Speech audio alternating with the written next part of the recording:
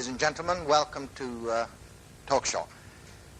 And like a week ago today, we have with us Dr. John C.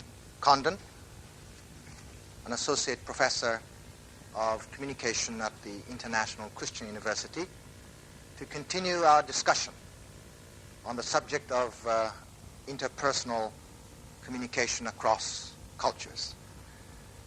And since we dealt with the basic concepts of intercultural communication last Friday, we would like to have this discussion today in very concrete terms. And we are going to deal primarily with, first, values and cultures, or cultures and values. And the term value, of course, is an elusive term, so perhaps it will be necessary for me to ask Dr. Condon to define the term as it is used in the social sciences.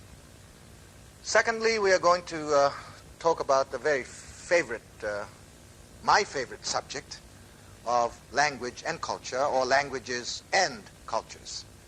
And in the United States, at least, language and culture is regarded as a sub-discipline in communication studies or in cultural anthropology.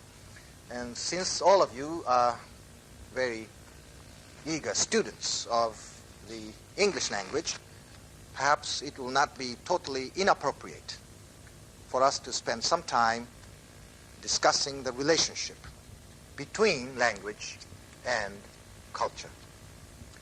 And thirdly, the inevitable question of what is your credo. And I personally am very curious to know what are the maxims Dr. Condon tries to live by.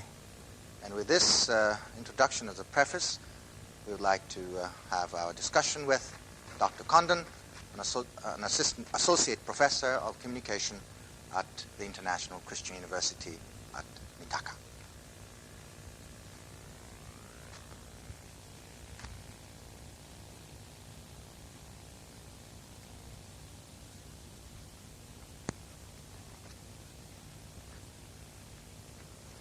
Dr. Condon, I'd like to ask you one question, a semantic question, if I may. What is the difference between cross-cultural communication and intercultural communication? The reason I ask you this question is that these two terms seem to be used almost interchangeably. Am I right? Yes, I think, in my case at least, the terms are interchangeable. Mm-hmm. Some writers try to make a distinction between the two, with intercultural being communication that goes both ways. Uh-huh. Therefore, primarily face-to-face communication or person-to-person communication, that sort of thing. Uh-huh. And cross-cultural more in one direction. Uh-huh. So that a movie made in the United States and shown in another country, uh-huh. or a television program that goes from one place to another, and so on, this would be a more cross-cultural term. But for me, the two are really interchangeable. I see. Right now, both terms are very, very fluid, and different people will define them in different ways. So. A small distinction. I see. Thank you. Now, the first item on our agenda is, of course, values and cultures, or cultures and values. And the term value, or kachi in Japanese, is somewhat ambiguous, and I'm not too sure what it's all about. And so how would you define the term value as it is used in intercultural communication? The word value, as you say, is elusive also in English. Charles Morris, the language philosopher, said that every discipline has something to say about values. And if you pile a stack of books that mention the word values, you're likely to find a different kind of usage in each book if they're written by different authors. Mm-hmm. Clyde Kluckhohn, in discussing values, has said the only theme that you find in most of these definitions is that values have to do with what ought to be, or what is considered good, rather than what is a fact. But even there, the two become confused. If everybody in your society thinks something should be good, the society will create a situation where that is in fact the case. For example, a statement, the woman's place or a woman's place is in the home. This is a value statement. In other words, it is good for a woman to stay at home. But if everybody in the society believes that, then indeed women will stay at home and not work and so on. So it will also be true that a woman's place is in the home. Or statements like be yourself, Yes. or stand up and be counted and so on. It's very strong individualistic values, whereas in another society, such as Japan, I think, not to stand out so much, to work through the group and so on. This Harmony. would be harmony would be a dominant value. Or respect your elders, so on. You could go on and list many of these. Some of these are expressed in maxims, in sayings, in advice, do this and don't do that, and so on. Others are much more subtle and have to be discovered, or some people would say imposed, by a scholar looking at a culture and saying, people seem to act as if the values were such and such. Maybe if I gave a couple of examples, this would help explain the concept.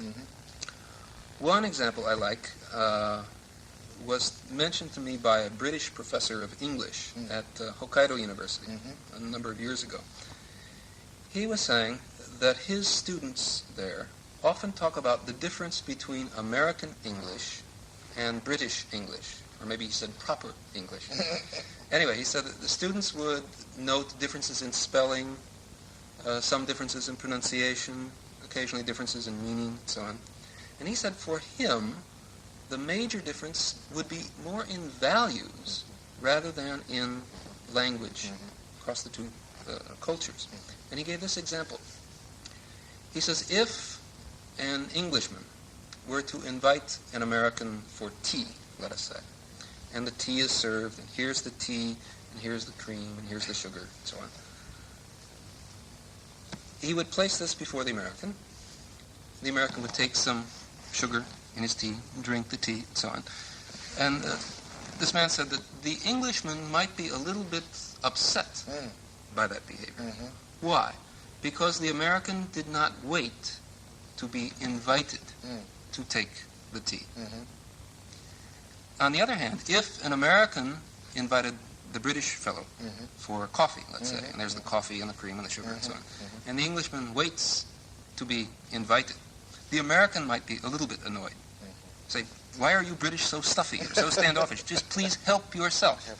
And in that sense, the help yourself would be, I think, a strong American value, or maybe a cluster of other values.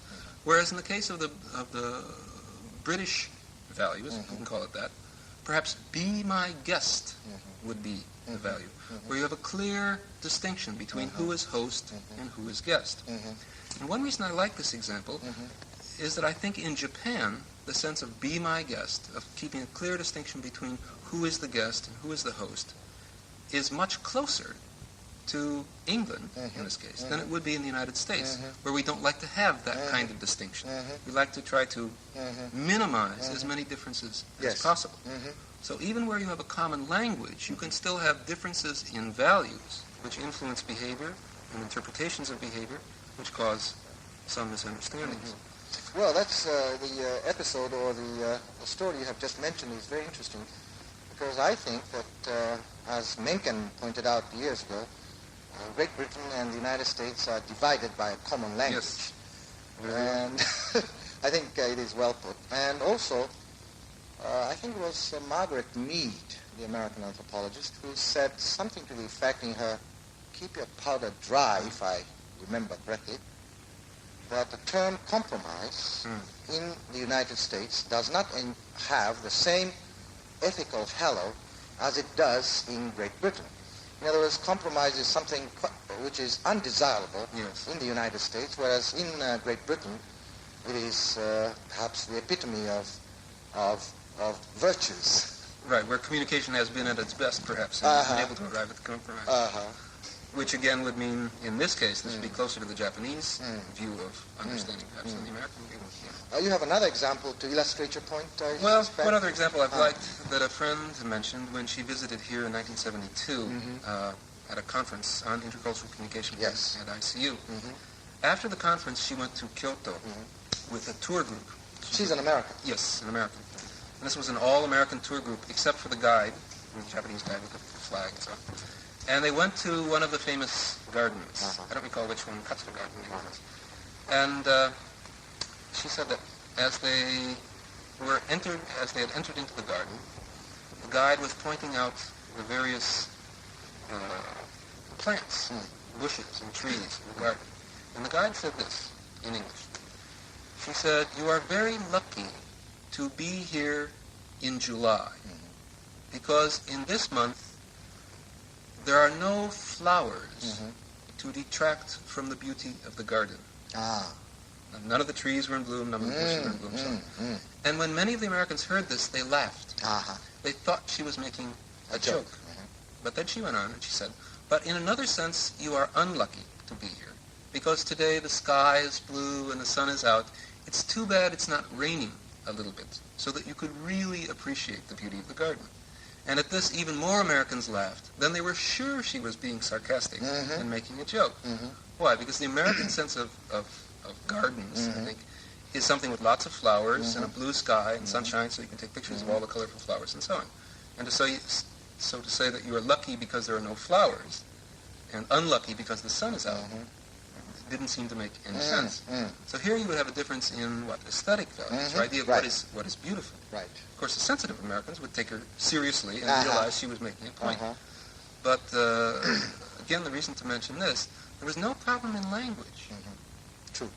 The meaning that was conveyed was not in the words themselves, but in what lies behind that, conflict in values.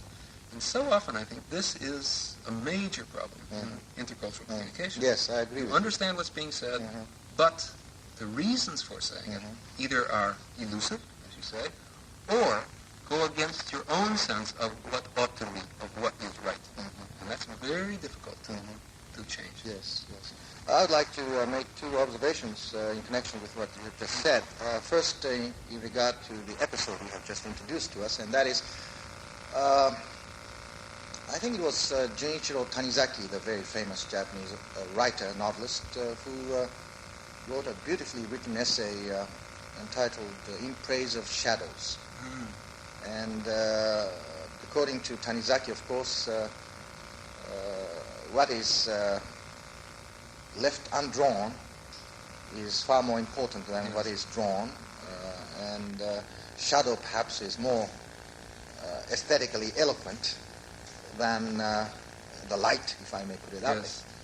Another point is that, again, I think it was one of the very ancient Japanese writers by the name of Yoshida Kenko, who wrote in his collection of essays something to the effect,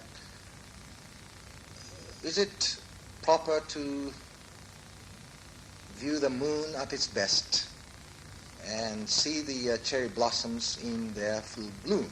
The implication being that it is not the most lucky or best. It is not the best thing for one to look at the moon when it is in its when it is full, and look at the cherry blossoms when they are in full bloom. The implication, I think, is very clear, and the episode you just narrated, of course, perfectly fits in with the difference in aesthetic values between, perhaps, the Americans and the Japanese. And another point I would like to interject is that in Japan, there are terms or concepts called tatemae and honne. You are perfectly familiar with these two concepts. And the tatemae, of course, is usually translated as ideal values, as opposed to the behavioral values, which are, I think, the English equivalents of our honne. But I wonder if in the United States, for instance, among the Americans, there is this discrepancy between one's ideal values and behavioral values, more or less to the same extent as it exists here in Japanese society. I'm very curious to know about it. Yeah, I would think as a value, this kind of disparity would be very much criticized, or is criticized in the United States. In the United States. For Americans. Uh-huh. This would be regarded as hypocrisy. Hypocrisy, yes. Or a cop-out. Or this, I think, is part of the criticism of the so-called younger generation against the so-called older generation. You say this, but you do that. They do not practice what they preach. Right. Mm-hmm. Or the various power movements. Mm-hmm. The Constitution says such and such, but in fact, look what is happening. Mm. And because of values of action and doing and trying to make this adjustment, you have these movements, whatever names they might go by, yes, to try to bring the two into line. Certainly this happens in Japan too. And there may be a considerable difference between the older generation's view of tatemae and honne in Japan and the younger generation's view of the two. This, I would be interested in your reaction to this. One thing I've sometimes sensed is that there may be, in terms of some values, a greater diversity between, let's say, an older generation and a younger generation, or certain special interest groups within the same nation or within the same culture than there is between two different cultures.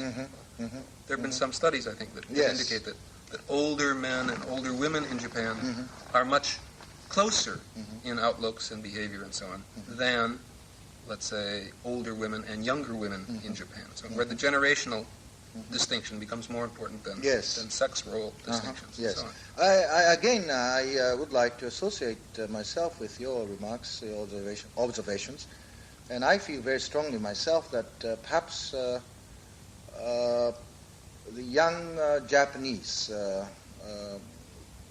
of either sex, young Japanese of either sex will feel much more at home in the company of an American of either sex of corresponding age than in company with in the company of an older Japanese of either sex.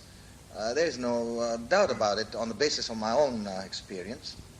And so here we have to take into account this intergenerational considerations or factors. Yes, I agree with you. And what I tell my students who are in their late teens or in their early 20s is the fact that these people will have to spend the greater part of their lives not with us older Japanese, but with the foreigners of more or less the same age bracket.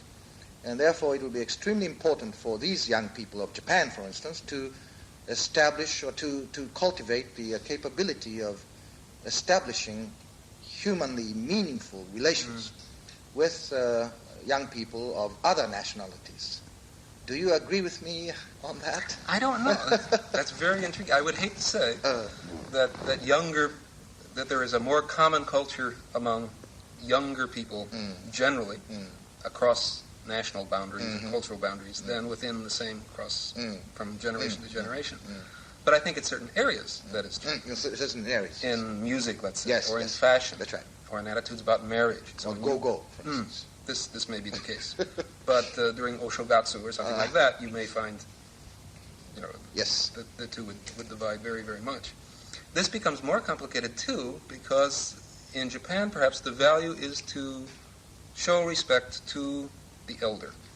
Not simply older people in general, but senpai-kohai relations and so on. It works all the way down the line. In the United States, the emphasis has been rather the other way around, I think. On the younger person, so that you get the slogan, don't trust anybody over 30, for example. I don't know how seriously that's taken, not so seriously, I hope, anymore. But the young people set the trends. The older people would rather be young rather than young people wanting to be older, and so on.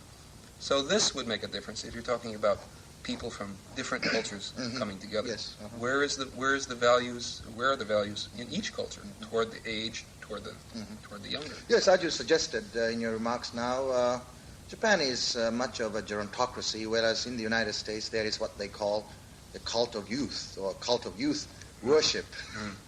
And that certainly accounts for the difference between our two cultures. Yes, I agree with you. Now we'd like to move on to the second item on our agenda, so that we'll have enough time to ask you, for me to ask you what your maxims are. Of course, you're trying to evade that question. Yes. I know that. I already have a hunch. That's my maxim. Evade the question. But language and culture. This again is a very interesting subject in itself, and I would like you to, benefit us with your observations on this subject. Well, what can I say? You cannot separate language from culture. Please emphasize that point, right? Because this is a language program. So. You cannot separate language from culture. But at the same time, there's a question of the influence of language in culture, or on culture, or a person in a culture. Languages change, cultures change, and to some extent they seem to change in parallel. Mm-hmm. But there have been some theories, notably the one put forth by Sapir and Worf, which bears their name, that it is language which determines culture outlook. That the language we speak is not simply a mirror of what is there, as we might think. Language is a list of words for reality. But rather, they argued it's the other way around. We impose our language on the world around us.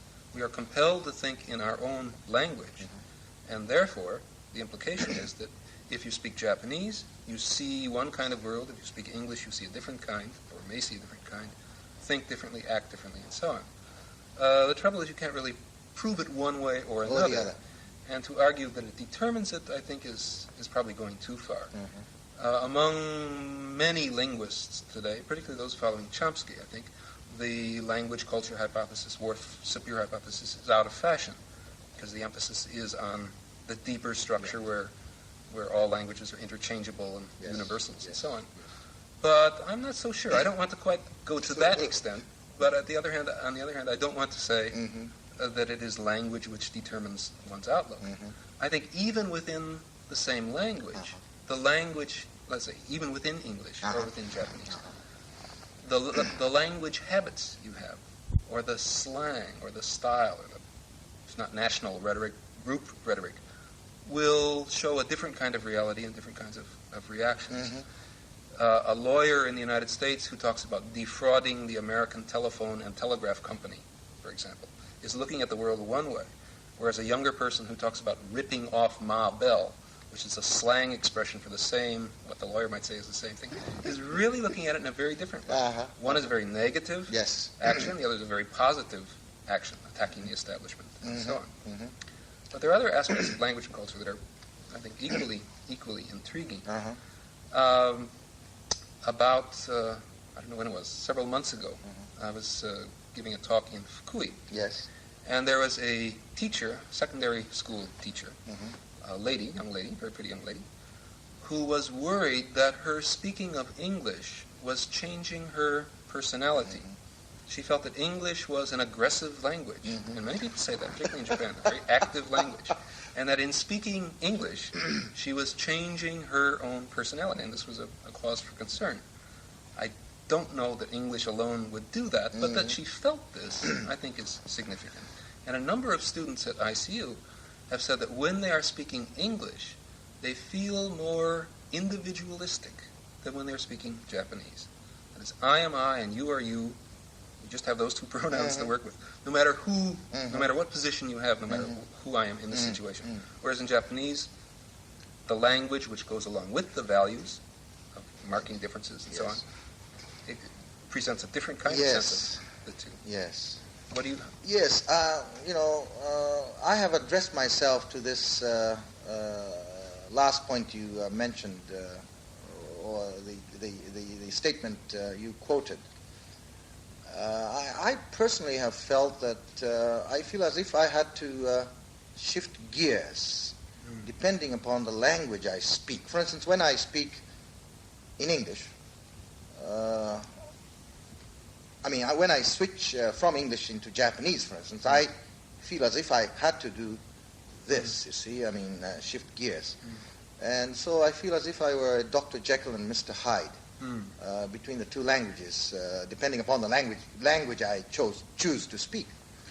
So that is one observation. And another observation, which is, I think, related to your reference to Sapir and Wolf and Chomsky, is that recently a certain Professor Tsunoda of the Tokyo Medical and Dental College has completed a very interesting study. And his study seems to indicate that the chirping of autumnal insects is taken care of or dealt with in the left hemisphere of one's brain in the case of Japanese, whereas in the case of non-Japanese. And I think his study, I think he had about, he had foreigners of 45 or 46 different nationalities as his subjects. And in the case of these non-Japanese subjects, why the same chirping of autumnal insects is dealt with in the right hemisphere of their brains. Now, I'm very intrigued about this study, and I wonder if you have any comments that you'd like to make on this finding. Well, I'm also intrigued. I remember hearing Donald Keene mention that if Professor Tsunoda's interpretations are correct, this would mean that a visitor attending kabuki or no and a Japanese attending the same are really receiving two different impressions of what is going on. I think some colleagues are cautious about how far you can generalize from the particular method and so on. But this is always a question that is raised when something new is discovered. I find it most intriguing. Very intriguing. Okay, your maxim. You have only about half a minute. Half a minute. I don't have a personal maxim. I'll give just two points from the point of view of communication and culture. Fine. One, in communication, don't expect too much. It's a wonder that we are able to understand each other as much as we do. Each person is different. Through the wonder of language and other behaviors, we are able to share something. Okay. Don't expect too much. And from the point of view of culture, I would say come to know your own culture. In a kind of Socratic sense, know thyself. But know how your own culture has come to influence you the way you are. Not to be proud or not to feel superior, but to realize how you are a part of everyone else in your society. At the same time, come to know other cultures. For Japanese particularly, not just the United States. The two are very unique societies, and I encourage the study of other societies too, to realize how marvelous the diversity of mankind can be. That's hardly a maxim. It's much too long for that. But these would be two thoughts that are... Well, thank you very much, Dr. Kondo. 先日とですね、それから今回、2回にわたりまして、国際クリス教大学のコンドン博士においでをいただきまして、異文化間理解、あるいはコミュニケーションということについてお話をいたしました。今日は文化と価値、それから言語と文化、そしてその異文化間コミュニケーションを専門に勉強しておられるお立場からのですね、いわば人生観とでも言うべきものをですね、受けたまったわけです。詳しくはテキストにいろいろと解説を付しておきますから、よくお分かりにならなかった点ないしは概念言葉というようなものにつきましてはどうぞテキストにお付きをいただきたいと思いますが、いずれにしても我々ですね、ますます小さくなりつつあるこの地球の上で、特に日本人の場合にはいわば国際社会に命を預けた存在としてですね、自分たちとは違った文化なりあるいは価値体系なりというものを理解するということの必要性、これは我々の生存をかけたいわば作業として行われなければならないとこう思うんです。その意味においてですね、いわば自分たち1956東京 3-31956 へお送りください。お申し込みはおはがきに住所、氏名、年齢、職業、上中初級の別をお書き添えの上、新宿区四谷 3-7 武蔵堂ビル公務員試験協会新宿区四谷 3-7 武蔵堂ビル公務員試験協会へお送りください。夜もだいぶ更けてまいりました。